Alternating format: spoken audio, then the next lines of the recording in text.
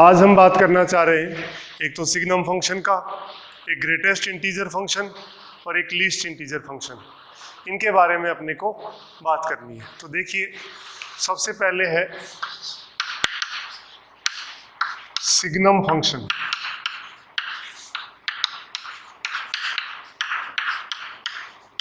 Signum फलन,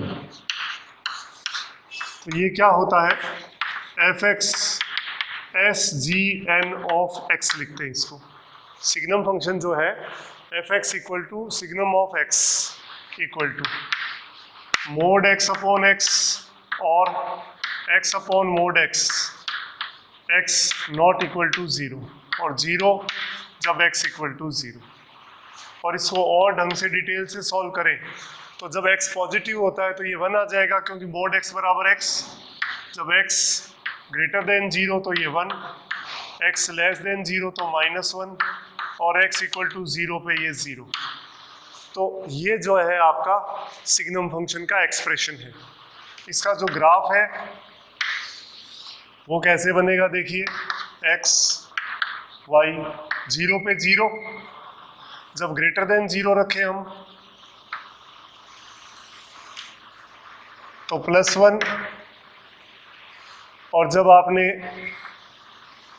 less than 0 रखा तो -1। +1, 0 और -1, ये 3 है। तो इसका डोमेन आपने देखा, डोमेन तो R है, -∞ से इनफाइनाइट, और जो रेंज है वो केवल 3 वैल्यूज है, -1, 0 और 1। तो ये आप इसका प्रांत R है, और जो परिसर है वो -1, 0 और 1 3 वैल्यू ही इसमें आती है। और आप देखिए कि ये डिसकंटिन्यूअस फंक्शन है। आगे पढ़ेंगे हालांकि अपन कंटिन्यूअस और डिफरेंशिएबल फंक्शन, सतत और अवकलनीय फलन। तो कंटिन्यूअस का मतलब होता है कि लगातार, जैसे अपन पेन से चला रहे हैं तो बीच में कहीं टूटना नहीं चाहिए ग्राफ। तो यहाँ देखो ब्रेक हो गया, तो ये डिसकंटिन्यूअस हो गया x बराबर 0 पर। वो बात हम आगे कर लेंगे, पर आप चलते के अंदर आप देख सकते हो। और डिसकंटिन्यूअस है तो वो डिफरेंशिएबल भी नहीं होगा, ध्यान रखना। जो कंटिन्यूअस नहीं है वो डिफरेंशिएबल भी नहीं होगा। तो ये जो सिग्नम फंक्शन है इसका डोमेन हो गया R, रेंज हो गया -1, 0, 1, और ये x बराबर 0 पे डिसकंटिन्यूअस या असतत फलन है, और x बराबर 0 पे ये अवकलनीय नहीं है, नॉट डिफरेंशिएबल है। तो ये हमें ध्यान रखना था सिग्नम फंक्शन के बारे में। इसके बाद हम बात करते हैं ग्रेटेस्ट इंटीजर फंक्शन के बारे में।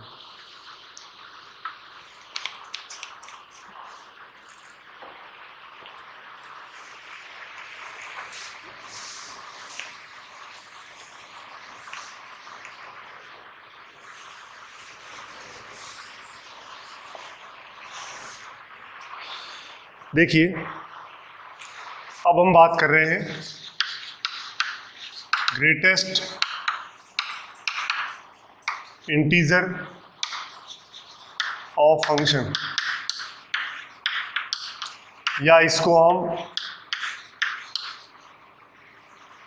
फ्लोर ऑफ एक्स भी कहते हैं। हिंदी में है महत्तम पूर्णांक फलन, महत्तम पूर्णांक फलन GIF। Greatest integer of function जो है उसके बारे में बात कर रहे हैं। देखिए क्या है, y is equal to F X equal to, इसको बिग ब्रैकेट से रिप्रेजेंट करते हैं और यहाँ पे साइड में लिख देते हैं कि ये जो है ग्रेटेस्ट इंटीजर को रिप्रेजेंट करता है। तो ग्रेटेस्ट इंटीजर फंक्शन जो है इसके बारे में हमें बात करनी है। तो ये जो ग्रेटेस्ट इंटीजर फंक्शन है इसके अंदर ध्यान देने वाली बात क्या है, ये ऑलवेज लेस देन और इक्वल टू x होता है। कि इसमें आपने कह दिया if x belongs to integer, तो ग्रेटेस्ट इंटीजर जो है वो x के इक्वल ही आएगा। और if x not belongs to integer, तो जो x है वो लेस देन आ जाएगा इसके x के। ये बात अपने को ध्यान रखनी है। तो आप देखिए इसके अंदर जैसे आपने लिख दिया 2.4, तो 2.4 का ग्रेटेस्ट इंटीजर मतलब इसके अंदर जो नंबर लाइन आप जानते हो, ये नंबर लाइन होती है माइनस इनफाइनाइट से प्लस इनफाइनाइट, ये 1 2 3 माइनस इनफाइनाइट, ये प्लस इनफाइनाइट, 0 1 2 3 -1 -2। तो 2.4 यहाँ है, तो उससे जस्ट नीचे वाला इंटीजर लेना है अपने को, तो क्या आ जाएगा 2। फिर आपने कह दिया 1.99, तो 1.99 से 1.99 यहाँ है, ऊपर तो जा ही नहीं सकते, नीचे ही जाना पड़ेगा आपको, तो ये क्या हो जाएगा 1 माइनस 1.6 का क्या हो जाएगा -1.6 यहाँ है, तो जस्ट नीचे वाला इंटीजर जाना है, तो कितना आ जाएगा -2। यूँ समझ लीजिए कि ये एक मान लो पुलिया है जो मान लो रेलवे लाइंस के ऊपर बना होता है, उस डामर रोड पे आपने मार्बल लगा दिया सपोज और ऑयल डाल दिया, फ्रिक्शन 0, अब आपने पोल खड़े कर दिए। अब पोल को पकड़ के रखोगे तब तक तो ठीक है, और हाथ से छूट गया तो सीधा नीचे वाले पोल पे जाएंगे। और अगर इंटीजर है जैसे 3 है तो 3 आएगा, 0 का 0, -2 का -2। तो इस तरह से हम देख सकते हैं। माइनस आपने लिख दिया 4.1, तो -4.1 का क्या हो जाएगा -5, जस्ट लेस इंटीजर होता है। तो ये बात पहले सबसे पहले समझने की है ग्रेटेस्ट इंटीजर के अंदर। अब देखिए इसमें अब लिखा मैंने इंटरवल, और इधर लिखा function y equal to greatest integer. सबसे पहले आपने कहा 0 से 1, 0 पे 0 आएगा, 0.99 तक भी 0 आएगा, तो ये वैल्यू आएगी 0। फिर आपने कहा 1 से 2, 1 पे 1 होएगा और 1.99 तक 1 ही आएगा। फिर आपने कहा 2 से 3, 2 पे 2 रहेगा और 2.999 तक 2 ही आएगा। फिर आपने कहा 3 से 4, 3 का ग्रेटेस्ट इंटीजर 3 होता है और 3.999 यानी लेस 4 है तो 3 ही आएगा। फिर आपने कहा -1 से 0, -1 का -1 और माइनस का 0.00001 तो भी -1 ही आएगा। फिर -2 से -1, -2 का -2 ही होगा और -1.00001 हो तो भी -2 ही आएगा, ये -2। और -3 से -2 के बीच में हो तो -3। तो आप देख सकते हैं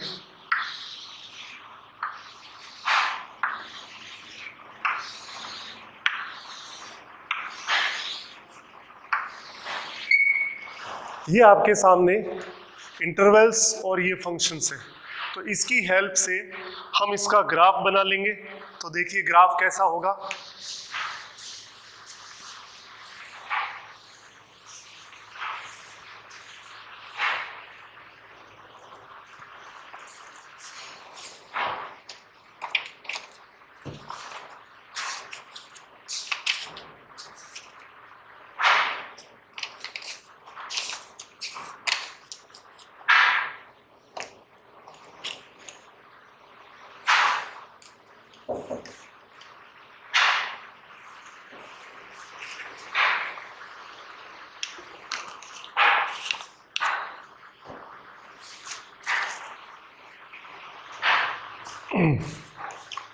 देखिए इसका ग्राफ बनाते हैं अपने, ताकि इसका डोमेन और रेंज भी लिख सके हम। ये x, ये y, सबसे ये 0, ये 1, ये 2, ये 3, ये 4, -1, -2, -3, -4, 1 2 3 4, -1 -2 -3 और ये y डैश O, ये y। सबसे पहले देखिए 0 से 1 के बीच में 0 है, तो 0 पे 0 है,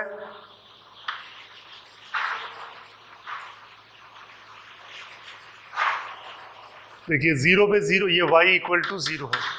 जैसे ही 1 पुट किया तो 1 आ गया, 1 से लेकर के 2 के बीच में ग्राफ हो गया y इक्वल टू 1। जैसे ही 2 पुट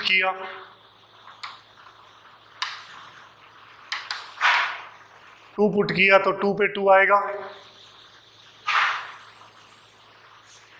और 2.99 तक ग्राफ की वैल्यू हो जाएगी y इज इक्वल टू 2। जैसे ही 3 पुट करेंगे तब 3 आएगा और 3 से 4 के बीच में 3 ही रहेगा, ये y इक्वल टू 3। -1 पे -1 ही रहेगा,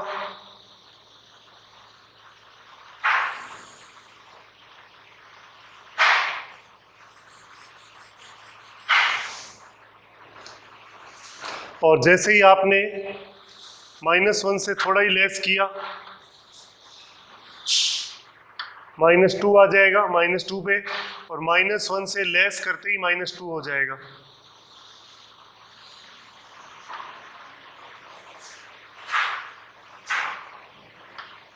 ये y इक्वल टू -1,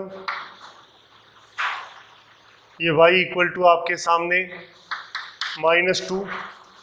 जैसे ही आप इसके अंदर -3 पे -3 आएगा और -3 से -2 के बीच में y की वैल्यू -3 आएगी। तो इस तरह का ग्राफ बनेगा greatest integer function y equal to greatest of x।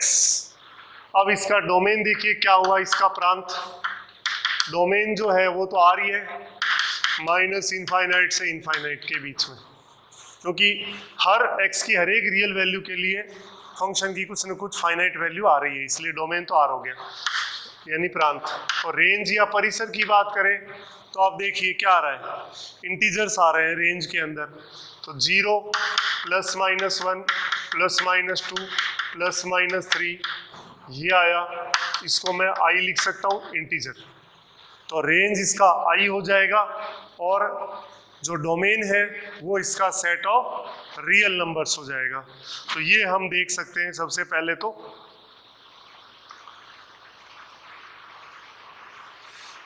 अब इसकी प्रॉपर्टीज के बारे में बात कर लेते हैं।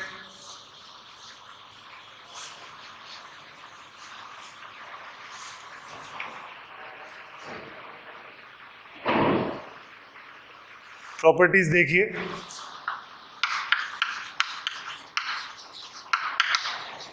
ऑफ ग्रेटेस्ट इंटीजर फंक्शन, यानी महत्तम पूर्णांक फलन के गुणधर्म के बारे में बात करना चाह रहे हैं। तो इसमें पहली है कि greatest integer x equal to x कब आएगा, where x belongs to i, कि जब ये पूर्णांक या इंटीजर होगा तब सेम आएगा। जैसे 2 का हमें पता है 2 होता है, 3 का अपने पास 3 होता है, -5 का -5। तो ग्रेटेस्ट इंटीजर सेम कब आएगा, जब वो इंटीजर हो।